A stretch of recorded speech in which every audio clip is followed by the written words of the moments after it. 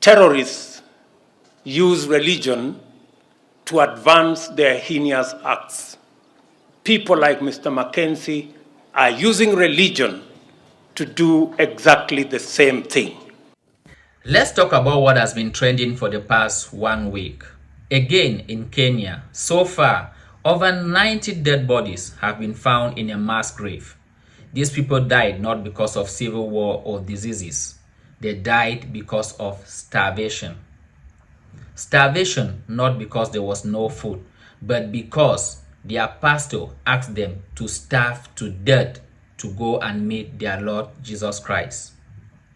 I mean, the way we are taking upon Christianity in Africa, I don't know if it is the same way the people who brought Christianity to us are going about Christianity. These are the same pastors who will tell you to wear stickers to protect yourselves, and yet they go about with bodyguards surrounding them. Yet they go about in bulletproof cars, and they are asking you to starve to death while they sit back and they eat a healthy meal and you are starving to death. Why can he not starve himself to death to go and meet Jesus Christ? Why is he asking you to starve your own self to death to go and meet Jesus Christ? Please be wise. We are living in end times. Watch. If this is your first time coming across this channel, please kindly click on that red subscribe button and hit on that bell notification icon so that each time I upload a video, you will be notified. And if you're watching on Facebook, please kindly click on follow, like, share, and comment. Do you want to meet Jesus? A Kenyan cult knows the way. All you need to do is starve to death. Authorities in Kenya's coastal town of Malindi have a lot on their hands. Their priority right now is digging up dead bodies. It's all part of a larger investigation into a religious cult, one which has already claimed 51 lives. It all started last week in the Kilifi County. Police rescued 15 cult members of the Good News International Church. They were all starving and admitted that they were told to starve to death. 4 of the people who were rescued died while on their way to the hospital.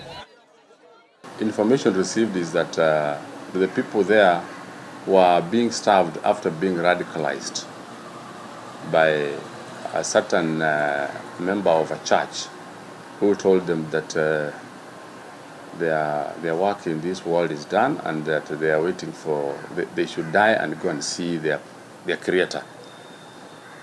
So far, the information at hand is that there are more people who are believed to be in the bush. In the days that have followed, the death toll has gone up to 51, all members of the same cult, a cult led by this man. He's Paul Mackenzie Thinge, leader of the Good News International Church. He convinced several of his followers that the only way to meet Jesus Christ was to starve to death. Mackenzie has been arrested and has refused to eat or drink while in police custody. There is no free will at play here, also no religiosity.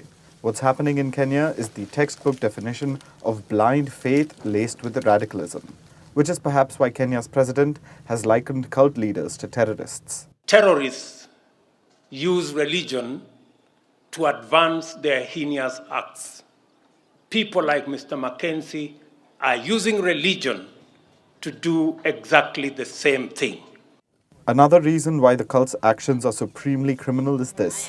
Children are being starved and suffocated by their parents, all because the church leader told the parents to do so.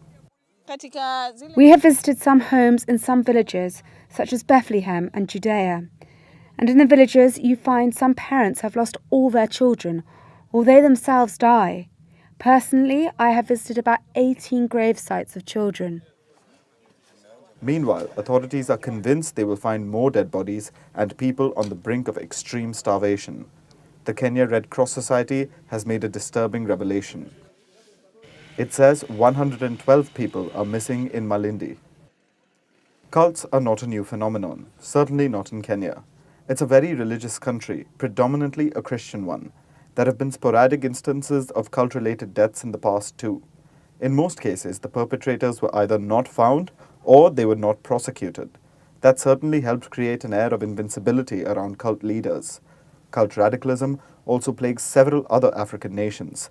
In 2000, a church in southwestern Uganda was locked. The doors and windows were nailed shut from the outside, and it was then set on fire with hundreds of people inside. All those who died were members of a cult called the Movement for the Restoration of the Ten Commandments of God. The cult believed the world would come to an end at the turn of the millennium. And while we're all still here, the world certainly went up in flames for the people who were in that church. Experts believe 10,000 cults still exist in the United States alone. These cults target vulnerable people. In Kenya, the desire to meet God has landed several people in graves.